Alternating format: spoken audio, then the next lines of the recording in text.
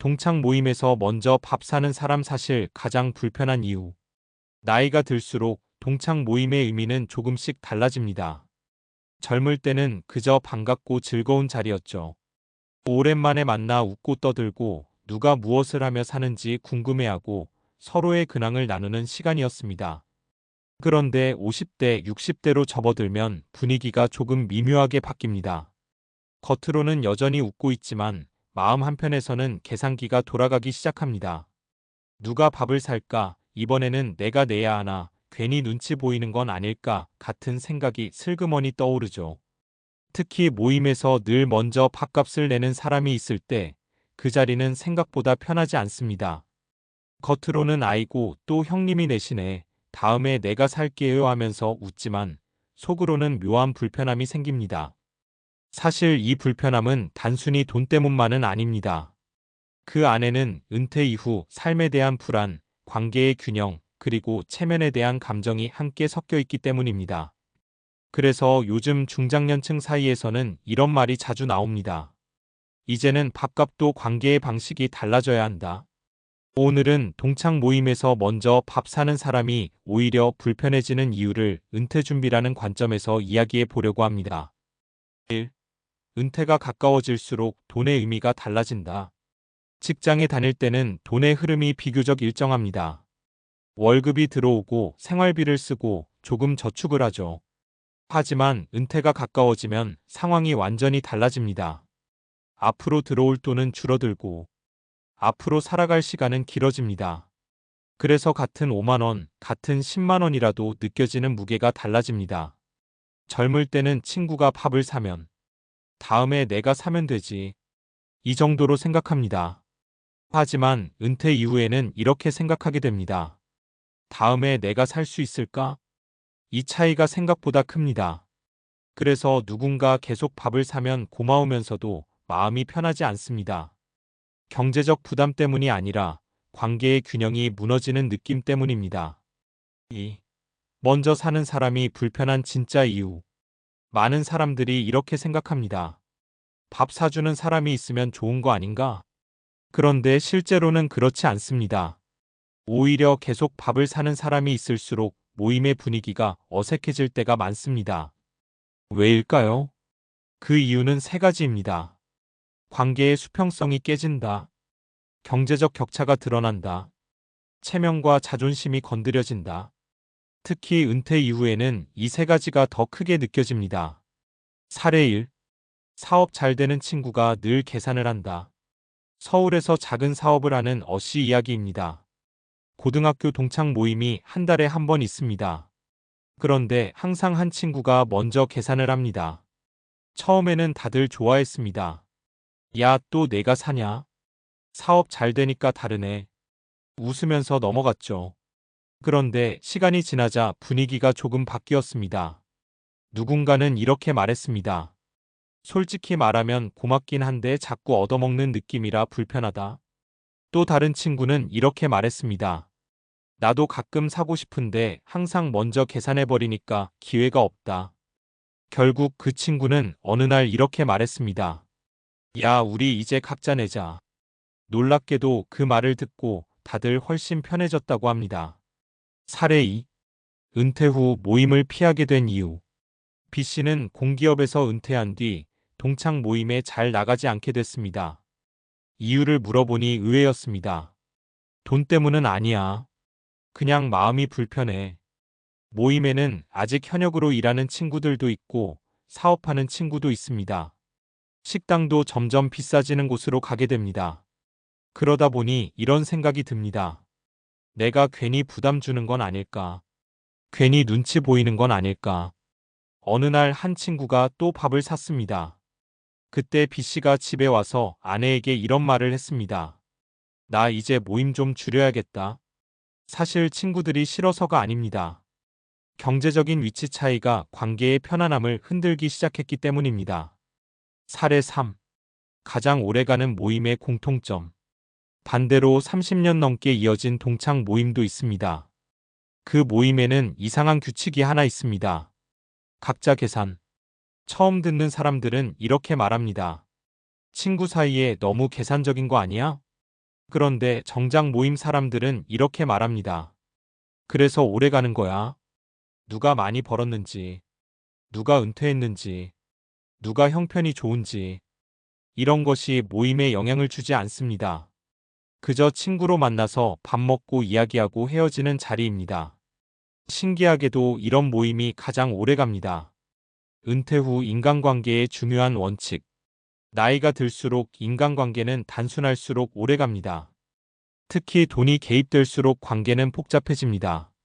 그래서 은퇴 이후 인간관계에는 이런 원칙이 중요합니다. 부담 없는 만남, 경제적 균형, 체면보다 편안함. 이 세 가지가 지켜질 때 모임이 오래 갑니다. 요즘 중장년층 사이에서 이런 말이 나옵니다. 비싼 밥보다 오래 보는 친구가 더 중요하다. 그래서 요즘 모임 방식이 바뀌고 있다. 예전에는 이런 문화가 있었습니다. 형이 산다. 오늘은 내가 쏜다. 하지만 요즘은 조금 달라지고 있습니다. 각자 계산, 돌아가면서 계산, 메뉴를 부담 없는 곳으로 선택. 이렇게 바뀌고 있습니다. 이 변화는 단순한 돈 문제가 아닙니다. 은퇴 이후 삶을 더 편안하게 만들기 위한 관계의 방식이 바뀌고 있는 것입니다. 결국 중요한 건 이것입니다. 동창 모임의 목적은 누가 밥을 사느냐가 아닙니다. 누가 더 오래 함께 웃을 수 있느냐입니다. 은퇴 이후 삶에서 가장 중요한 자산 중 하나는 바로 사람입니다. 하지만 그 관계가 돈 때문에 불편해진다면 오래 이어지기 어렵습니다. 그래서 어떤 사람들은 이렇게 말합니다. 친구는 남기고 계산은 나누자. 이 말이 은퇴 이후 인간관계를 가장 편하게 만드는 방법인지도 모릅니다. 앞에서 이야기한 것처럼 동창 모임에서 누군가가 계속 먼저 밥을 사는 상황이 불편해지는 이유는 단순히 돈의 문제가 아니라 관계의 균형과 심리적 부담 때문입니다. 그렇다면 자연스럽게 이런 질문이 이어집니다. 왜 사람은 받기만 하는 관계에서 불편함을 느낄까? 이 질문의 답은 단순한 예의 범절이 아니라 심리학과 뇌과학에서도 설명이 됩니다. 인간은 본능적으로 주고받는 균형이 맞는 관계를 편안하게 느끼도록 설계되어 있기 때문입니다. 인간관계에는 보이지 않는 저울이 있다. 사회심리학에서는 이것을 상호성의 법칙 레시프라시티라고 부릅니다. 간단히 말하면 이런 원리입니다. 사람은 누군가에게 도움을 받으면 언젠가는 돌려줘야 마음이 편해진다. 이 개념은 미국의 사회심리학자 엘빈 굴드너 엘빈 GOULDNER가 체계적으로 정리했습니다. 그는 인간 사회가 오랫동안 유지될 수 있었던 이유 중 하나가 바로 서로 주고받는 규칙 때문이라고 설명했습니다. 이 규칙이 깨지면 어떤 일이 생길까요? 관계 속에서 한쪽이 계속 주고 다른 한쪽이 계속 받기만 하면 받는 사람의 마음속에 심리적 부채감이 쌓입니다. 처음에는 고마움입니다. 그 다음은 미안함입니다. 그리고 시간이 지나면 부담이 됩니다. 그래서 동창 모임에서도 누군가가 계속 계산을 하면 이런 생각이 생깁니다. 다음엔 내가 사야 하는데 괜히 또 얻어먹네. 이 감정이 쌓이면 모임 자체가 편하지 않게 됩니다. 뇌는 공정한 관계에서 더 안정감을 느낀다. 흥미로운 사실은 이런 감정이 단순한 기분 문제가 아니라 뇌의 반응에서도 나타난다는 것입니다. 여러 신경과학 연구에 따르면 인간의 뇌에는 공정성에 민감하게 반응하는 영역이 있습니다. 대표적으로 전측 대상피질엔티리어 CINGULATE 코텍스과 섬유바이NSULA라는 부분입니다. 이 영역은 이런 상황에서 강하게 활성화됩니다. 누군가가 불공정한 대우를 받을 때, 관계의 균형이 맞지 않을 때, 내가 지나치게 손해보거나 혹은 지나치게 혜택을 받을 때, 특히 재미있는 연구 결과가 있습니다. 실험 참가자에게 돈을 나누는 게임을 시켰더니 너무 불공정하게 돈을 받는 상황뿐 아니라 지나치게 많이 받는 상황에서도 뇌의 스트레스 반응이 증가했습니다. 즉 인간의 뇌는 이렇게 느낍니다. 내가 손해보면 불편하다. 하지만 내가 너무 많이 받아도 불편하다. 그래서 동창 모임에서도 누군가 계속 계산을 하면 처음에는 좋지만 시간이 지나면 마음이 불편해집니다. 뇌가 관계의 균형이 깨졌다고 느끼기 때문입니다. 은퇴 이후에는 이 감정이 더 강해진다. 특히 은퇴 이후에는 이런 심리가 더 크게 작용합니다. 왜냐하면 인간의 자존감은 크게 세 가지에서 나오기 때문입니다. 경제적 역할, 사회적 역할, 관계 속 기여감. 직장에 있을 때는 역할이 분명합니다. 회사에서 일을 하고 월급을 받고 사회 속에서 기여합니다. 하지만 은퇴 이후에는 이런 역할이 줄어듭니다. 그래서 사람은 자연스럽게 관계 속에서 자신의 역할을 찾으려고 합니다. 예를 들어 친구에게 도움을 주거나 밥을 사거나 정보를 나누거나 경험을 이야기해 주는 것.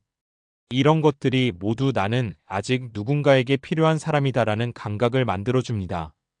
그런데 만약 모임에서 계속 얻어먹기만 한다면 어떤 생각이 들까요? 내가 괜히 부담 주는 건 아닐까? 내가 기여하는 게 없네. 이런 감정이 쌓이면 결국 모임 자체를 피하게 됩니다. 그래서 은퇴 이후 인간관계에서는 경제적 균형이 심리적 안정과 연결됩니다. 그래서 오래가는 모임에는 공통점이 있다. 흥미롭게도 오래 지속되는 친구 모임을 조사해보면 공통점이 있습니다. 첫 번째는 경제적 부담이 크지 않다는 것입니다. 두 번째는 누가 더 잘 사는지 크게 중요하지 않다는 것입니다. 세 번째는 서로 역할이 순환한다는 것입니다. 어떤 날은 어가 밥을 사고, 어떤 날은 B가 커피를 사고, 어떤 날은 C가 간식을 가져옵니다. 이렇게 작은 주고받음이 반복되는 관계가 가장 오래 갑니다. 심리학에서는 이런 관계를 균형적 관계 밸런스드 릴레이션십이라고 부릅니다.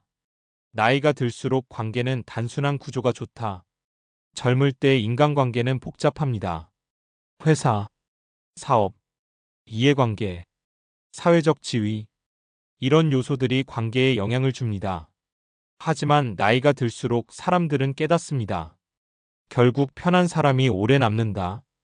그래서 은퇴 이후 인간관계의 핵심은 복잡함을 줄이는 것입니다. 비싼 식당 대신 편한 식당, 과한 대접 대신 소박한 만남, 체면 대신 편안함. 이렇게 관계의 구조가 단순해질수록 모임은 오래 지속됩니다. 결국 은퇴 이후 인간관계의 핵심은 이것이다. 나이가 들수록 사람은 두 가지를 더 중요하게 생각합니다. 존중받는 느낌, 그리고 부담 없는 관계. 동창 모임에서 누군가가 계속 먼저 밥을 사는 상황이 불편해지는 이유도 바로 여기 있습니다. 문제는 돈이 아니라 관계의 균형입니다. 그래서 어떤 사람들은 이렇게 말합니다. 친구는 오래 보고 싶고 계산은 가볍게 하고 싶다. 어쩌면 은퇴 이후 가장 지혜로운 인간관계는 이것인지도 모릅니다. 잘 사는 사람이 사는 모임보다 편하게 만나는 모임이 오래간다. 그리고 시간이 지나면 많은 사람들이 결국 같은 결론에 도달합니다. 좋은 친구는 비싼 밥으로 남는 것이 아니라 편한 시간으로 남는다는 것 말입니다.